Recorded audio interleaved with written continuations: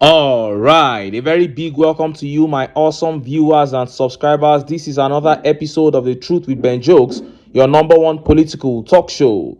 There are things that the average Nigerian doesn't think could happen to Nigeria in the next 30 years. But in the actual sense, those things are already happening in this country. And all our so-called leaders have done is to talk. Just talk and talk, no action. They never take actions. And gradually, the country is being taken over by hunger, unemployment, and worst of all, insecurity. When I talk about the attack on Nigeria by Boko Haram, some of you will think it is an exaggeration. But ladies and gentlemen, the truth is that the actual security situation in Nigeria today is worse than anything I have ever reported on this channel. Politicians like TINUBU, Buhari, El Rufai, Masari, Shetima, Alimodu Sheriff and the likes, who thought they could play politics with killings in this country, might have to run for their own lives with the way the situation is going. Hours ago, the National Assembly was on fire when a security meeting was held.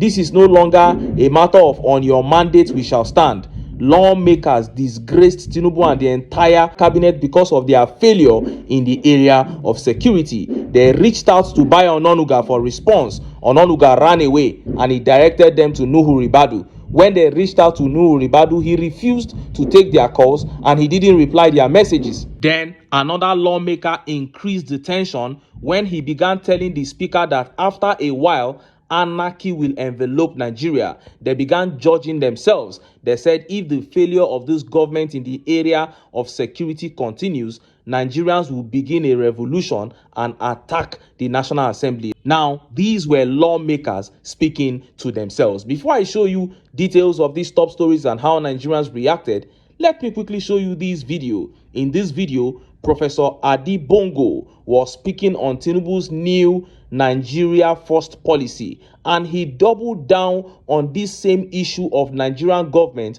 always talking and talking and talking and not taking any action. See the video. Important and urgent issue right now. I think we have gotten to that juncture where we need to rethink our development strategy. If you look at the transition matrix, countries that have managed to beat poverty over the past, say, 30 years, there are not too many of them. Okay, maybe China is number one, and then India is following suit. A little bit of Vietnam and some other few, countries. But by and large, it's beginning to get more and more difficult for countries to actually, transform themselves into advanced economy and all of that. Of course, because of the changing production system and network. And then countries that have managed to beat that, what I call a development trap, like India, there is something they did, which is clear-cut policies, meticulously executed.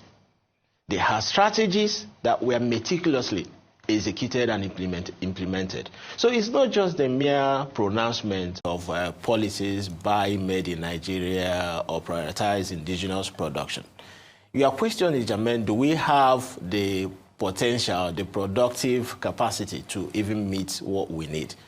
And the answer is unequivocal, is unambiguous. No, we don't. Okay, I am looking at some statistics, which is the labor productivity in Nigeria. In fact, compared to other African countries, we are the least. Our labor productivity is in the negative, like minus 1.5% or something like that. So very, very low, meaning that we are negatively productive. So when you look at that, now a country's standard of living, that's one of the 10 principles of economics, depends on its ability to produce goods and services. So that is productivity determines living standard. If you are productive, your living standard will, increase. But if you're not, that's exactly where we are now. Living standard in Nigeria is abysmal, and it's because of our low productivity. It is not just by mere policy statements. Like I said, we need to have clear strategy and then meticulous execution. Now, there's something India did. They talk about minimum government and maximum governance. Minimum government, maximum governance. In our own case, what we have is maximum politics, zero governance. Okay, maximum government, maximum politics, zero governance. And that is where, so it's not about talks. How many kilometers of rail network have we expanded in the past 10 years? How many road networks have we expanded in the past 10 years? You heard that. That was Professor Adibongo there, breaking down why Tinubu's new policy called Nigeria First policy is tantamount to a waste of time. It is all talk and talk, no action. According to Tinubu, the policy was made to encourage local production. But how do you encourage local production without electricity? How do you encourage local production without security? Even the normal primary production, which is agriculture, farmers can no longer do it because they are being slaughtered on their farms. And you are saying nothing about it. When they were killing in Benue and Plateau, Tinubu was having a swell time in France. So the new Nigeria First policy is just a charade. Today, we have one of the worst economies in the world. We have one of the worst security situations in the world. We are poorer than countries that are even at war. And all these people do is to keep coming up with fake policies. What a shame. The present day decay in the economy and in the area of security has shown clearly that the politics that Tinubu and the entire APC have been playing is now coming to bury this country. Now, let us look at the top stories. National Assembly on fire over persistent insecurity in Nigeria.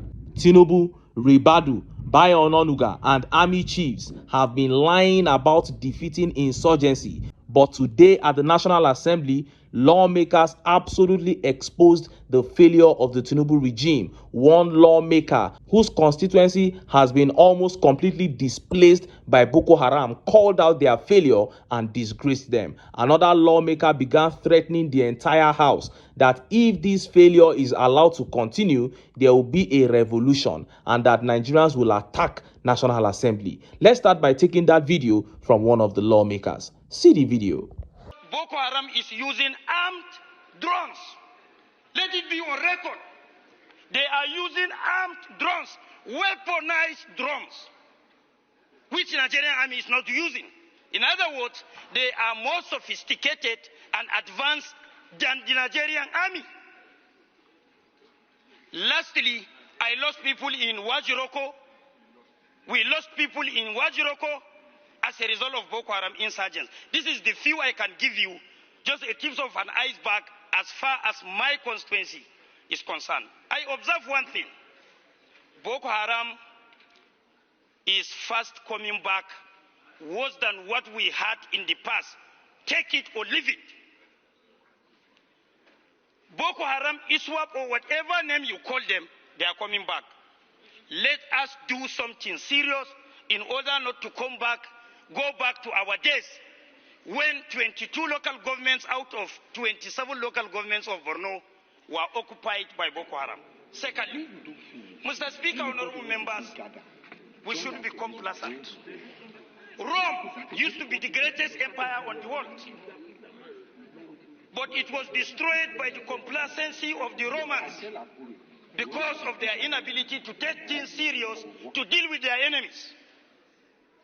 So as I'm speaking to you, personnel, there are no Nigerian army personnel. They don't have enough personnel to face these boys. That is the truth. They are committed. They are very strong in their own stand, but unfortunately they don't have enough personnel and equipment to face the Boko Haram. I have seen it. Nobody reported it to me because I went to my constituency on Saturday and came back on Sunday.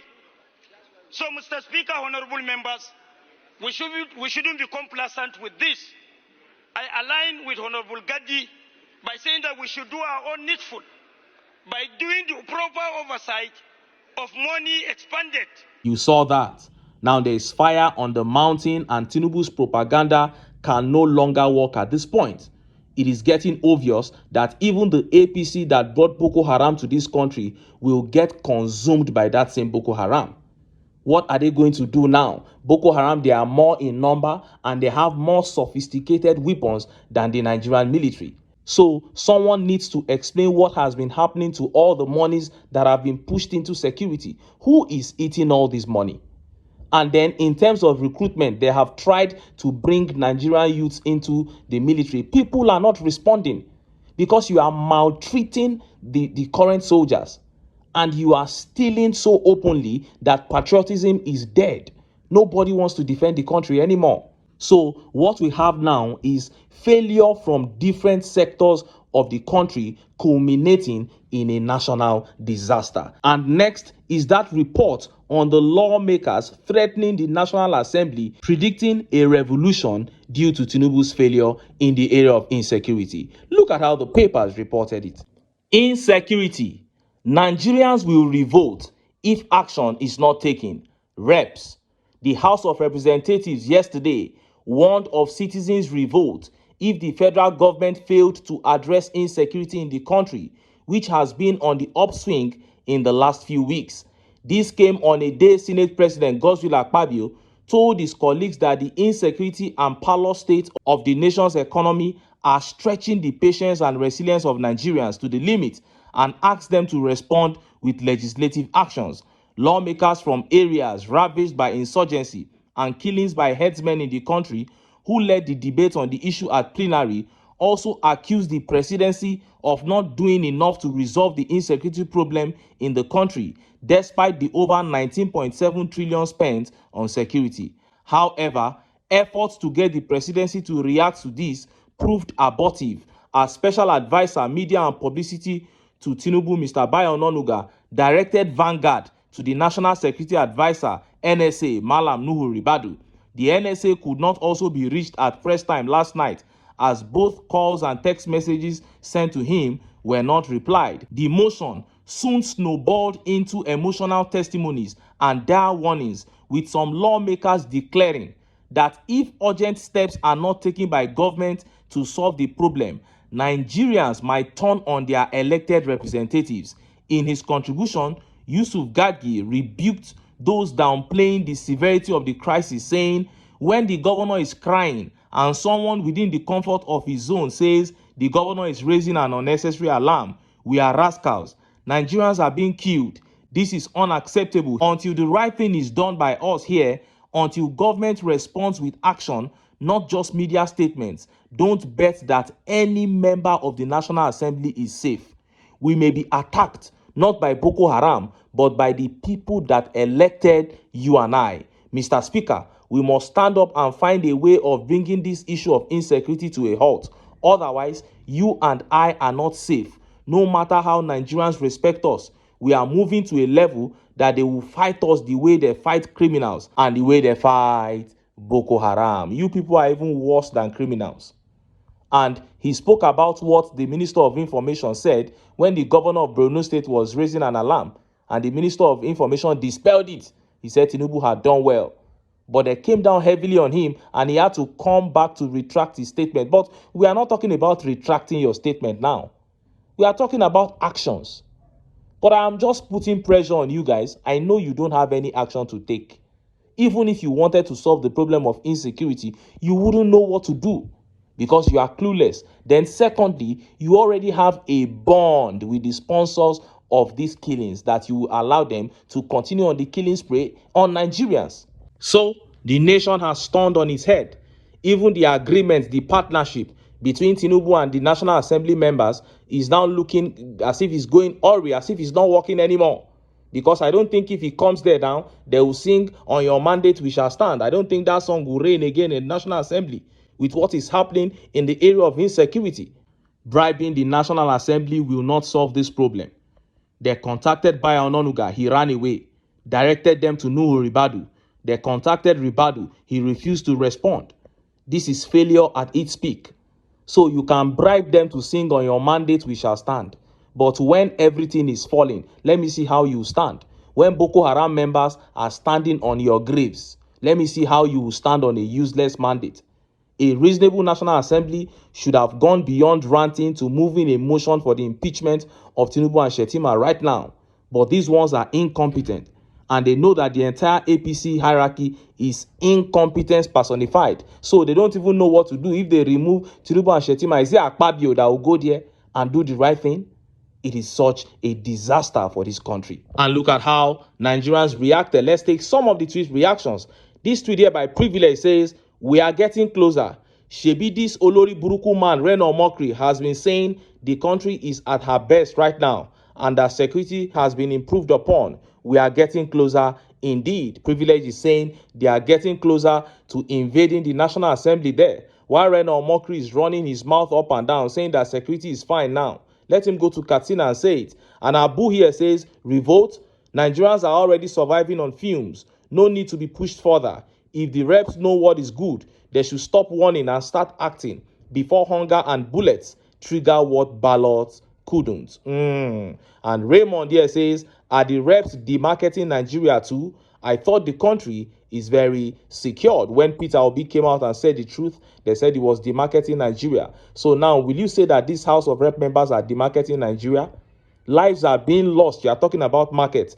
And Olami here says, "You've done rubbish for too long. Enough, that is it. Enough is enough." Nigerians, they are already talking about revolt. With their own mouth, they are already talking about Nigerians revolting. It means they know that it is long overdue. And if Nigerians want to take their country back, that is exactly what they have to do. Anyway, make I leave am here. Make I still enter town. Make I go get some ogbonge political news wey una go like. Why? Because of una. Na I dey here, so don't go away. Don't go away.